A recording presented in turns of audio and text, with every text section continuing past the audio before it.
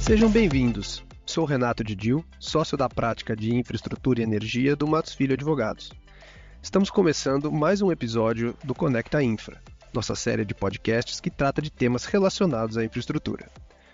Hoje vamos falar de mobilidade urbana e cidades conectadas.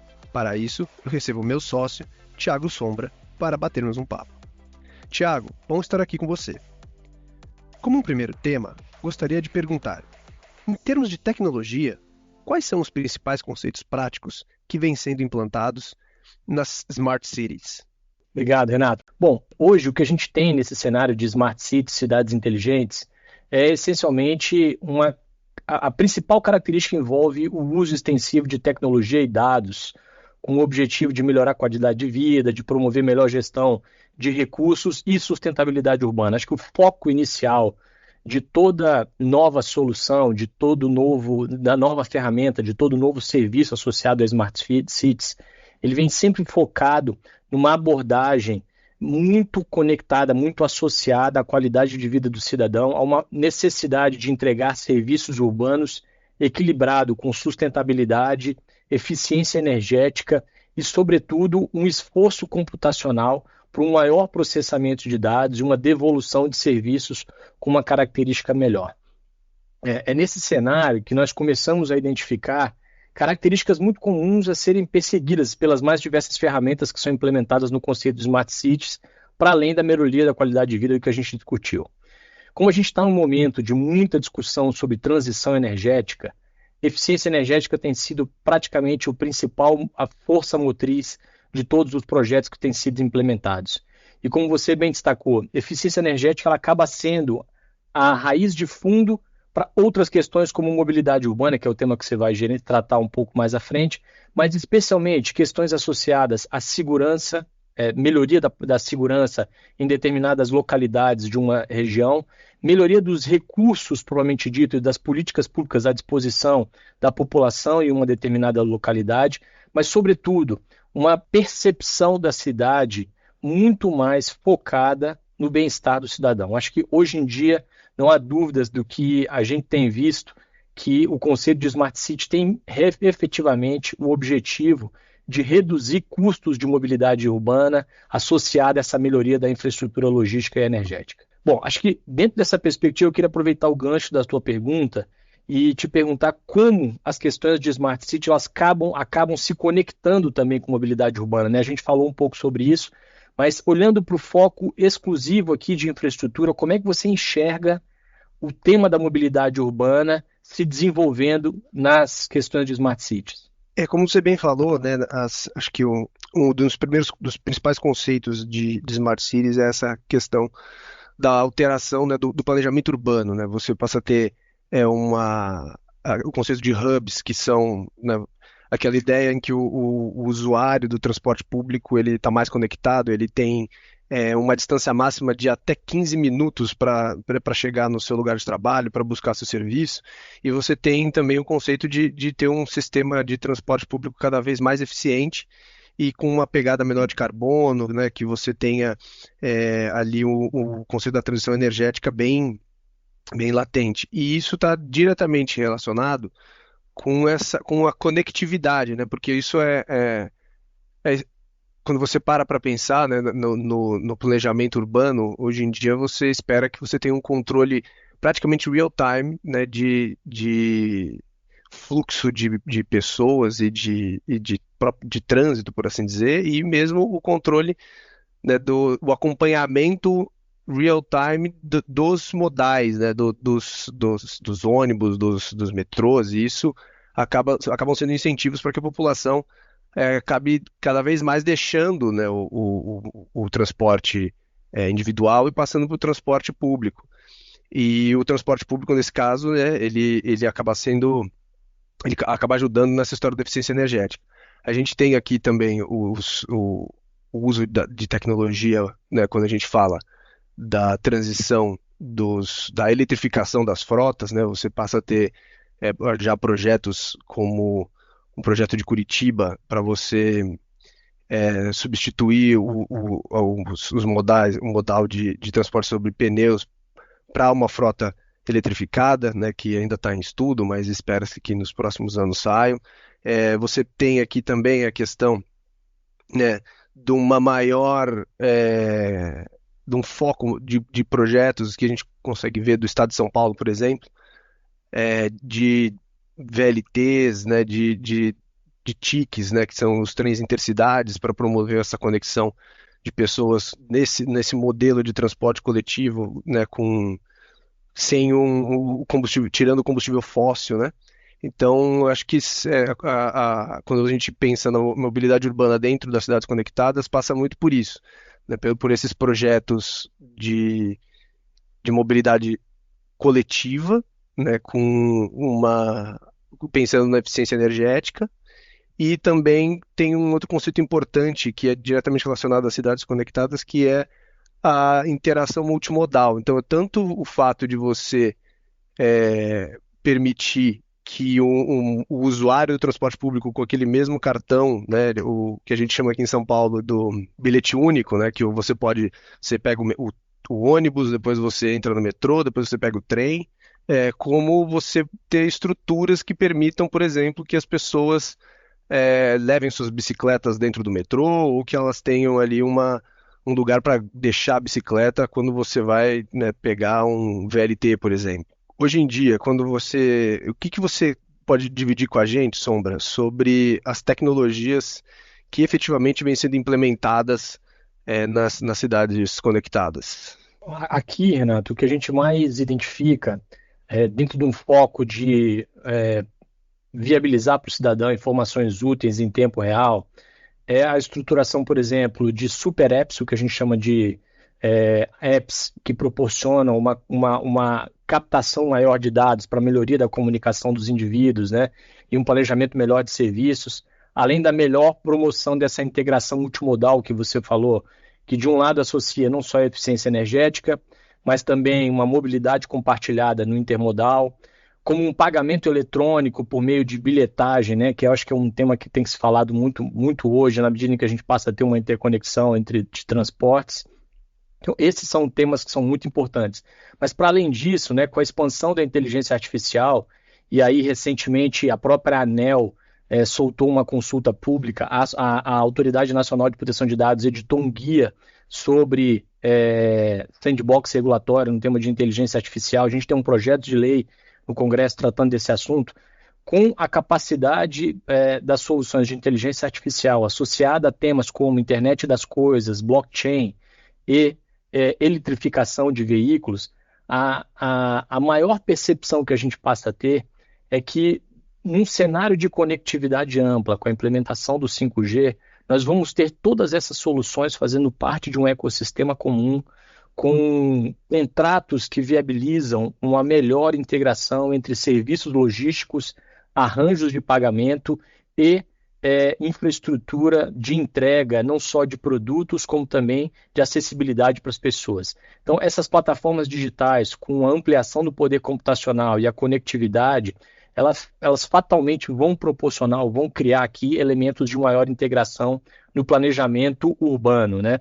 É curioso que você mencionou temas de mobilidade, mas é importante também destacar alguns projetos que são pioneiros no Brasil, né? Como, por exemplo, coleta de lixo. A gente tem um projeto de instalação de coletas de lixos conectadas em Paulínia, no interior de São Paulo, que é um projeto super inovador, né? Há projetos que envolvem coletas de resíduos sólidos, também em Itu, no interior de São Paulo, né? No Rio de Janeiro, a gente tem centros integrados que tratam de comunicação de emergências em situações de calamidade pública, como excesso de chuvas e riscos de desabamento. Em Águas de São Pedro, também no interior de São Paulo, a gente tem projetos de estacionamentos conectados para melhor definição da iluminação pública no local.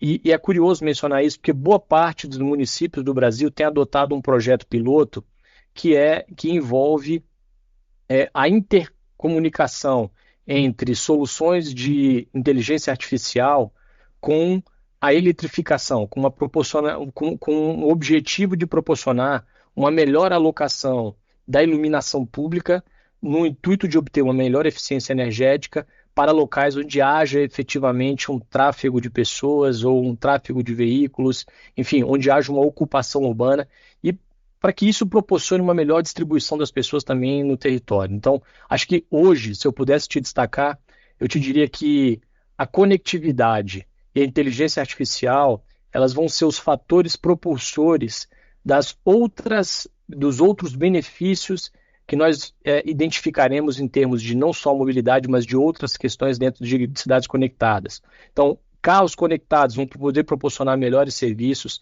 as concessionárias de rodovia vão conseguir oferecer melhores serviços, dada o nível de conectividade, e conseguir estabelecer uma melhor estrutura logística, iluminação pública e estacionamentos melhor distribuídos, para além de questões que envolvem também uma conexão com plataformas digitais e super aplicativos, né, os super apps que a gente mencionou, que vão viabilizar a geração de receita acessória para todo e qualquer concessionário. Então, acho que esse é um ponto importante e esse é um ponto que vale a gente destacar, Renato, porque a gente, inclusive, nas nossas práticas de infraestrutura e tecnologia, a gente publicou um material, né, sobre Smart Cities, tecnologia e mobilidade urbana, que nós vamos disponibilizar para todo mundo junto com esse podcast, que mostra um pouquinho não só da nossa experiência, mas tudo que a gente tem feito em todos esses segmentos, né? Então, acho que aqui vale essa observação.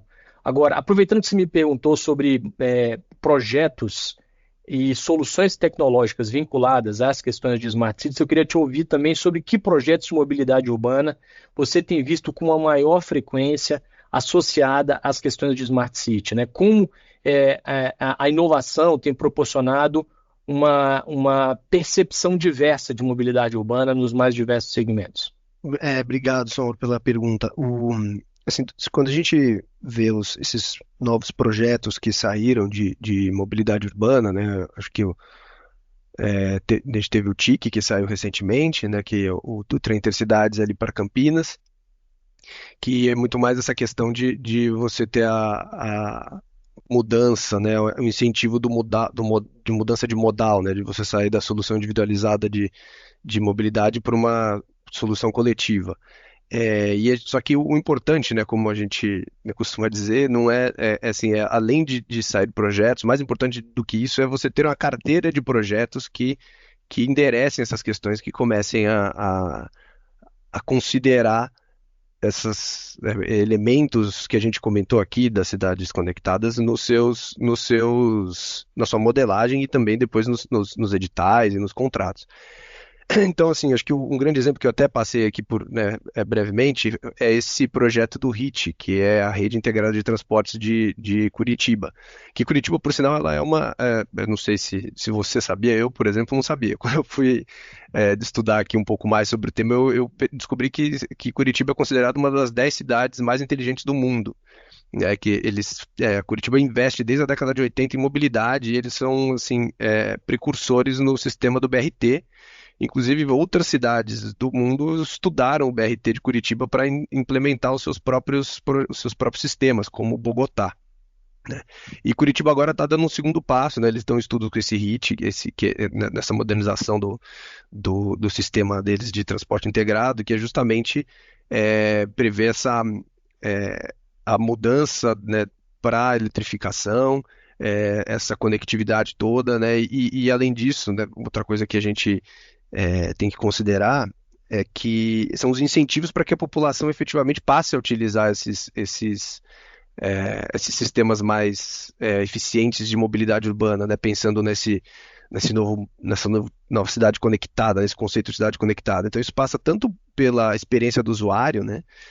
Como você falou, usando os super apps, né? Você tem aquele conceito dos serviços no last mile, né? Então você agrega ali é, serviços e atrativos, por exemplo, nas estações do metrô, que acaba também junto com o exemplo que você deu, né, das receitas acessórias dos aplicativos, você traz, obviamente, esse conceito de receita acessória mais tradicional, né, de utilização do espaço dos equipamentos públicos de mobilidade. E você também tem o outro aspecto, né, que seriam as políticas públicas de incentivo. Então, você aqui, acho que no Brasil a gente não tem grandes exemplos, mas você vê na Europa, por exemplo, em Londres, a taxação, né, do do uso, né, da rua, por assim dizer. Então, o pedágio urbano, não que isso, né, seja uma medida muito que a gente espera que vá ser tomada no Brasil, né, tão cedo, porque ela não é, né, das medidas mais populares no cenário que a gente se encontra hoje, mas enfim, isso é de se pensar, né, porque a partir do momento que você é uma forma de incentivar as pessoas a deixar o carro em casa e usar, né, seja a sua bicicleta, seja o transporte público, enfim. É, e então, assim, ter essa carteira de projetos aliado com essas políticas públicas e aliado também com movimentos que a gente tem cada vez mais visto dos privados, né, das empresas, de promover iniciativas próprias de mobilidade, né, seja incentivo para as pessoas usarem a bicicleta, por exemplo, para ir para casa, da casa para o escritório, seja a instalação, né, de pontos de abastecimento de carro elétrico, para ficar nos exemplos mais simples. Mas, enfim, toda essa mudança da sociedade, né, dessa conscientização e aliado com a política pública, eles precisam, né, ser aliados com a vazão de projetos efetivos, né? Então, a gente está hoje aqui em São Paulo, né, tendo consulta pública do projeto da CPTM, né, das linhas 10, 11 e 12. A gente tem outros projetos, né? A gente ouve-se muito falar que né, vai entrar em estudo o TIC Campinas, é o que saiu, né? O TIC Sorocaba e o TIC São José dos Campos. A gente tem só uma correção, na verdade, essas são as linhas 11, 12 e 13 da CPTM, não 10, 11 e 12, como eu tinha falado. A gente tem aqui também discussões de VLT no centro de São Paulo, VLT na Bahia, tem discussões, né, de substituição no Rio de Janeiro de corredores de ônibus atualmente por BRTs que são mais eficientes. Enfim, tem muita coisa, muito projeto em estudo, alguns que vão sair ainda esse ano, no segundo semestre, alguns no ano que vem.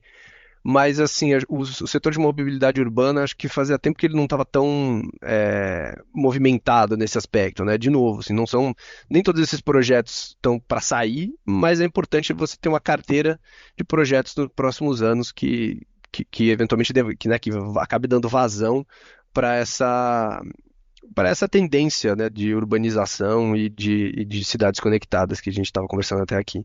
Sem dúvida, né? E é curioso como o assunto ele começou de uma forma muito segregada, só focado em veículos conectados ou em mobilidade, como a gente dita, e hoje ele tem se expandido para os temas de eficiência energética, como é o que a gente acabou de discutir, acerca da tomada de subsídios que a Anatel lançou sobre o uso de inteligência artificial para aumentar o poder de conectividade, o poder computacional na coleta de dados, para a oferta de novos serviços dentro desse cenário de cidades inteligentes. Então, acho que aqui a gente tem um cenário completo, né? E com só isso...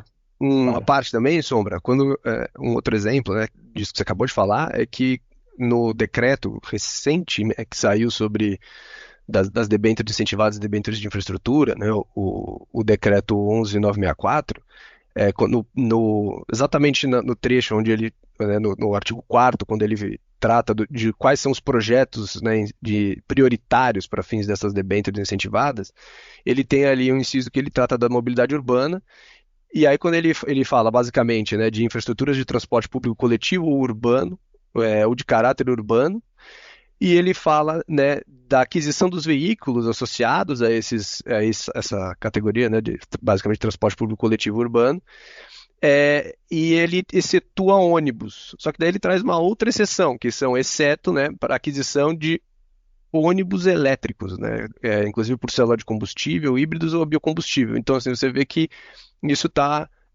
bem latente hoje em dia. Sem dúvida. E acho que a capacidade das próprias concessionárias, dos prestadores de serviços, gerarem receita acessória dentro desse cenário, dentro desse ecossistema, vai passar a ser muito maior e acho que a gente vai ter serviços mais inteligentes aqui, realmente, Renato. Bom, acho que com isso chegamos ao final do episódio do Conecta Infra. Eu queria agradecer ao Renato, meu sócio também aqui da área de infraestrutura e direito público. Obrigado também a todos os ouvintes. Sigam acompanhando em nosso portal de notícias e nas redes sociais do escritório para os próximos episódios.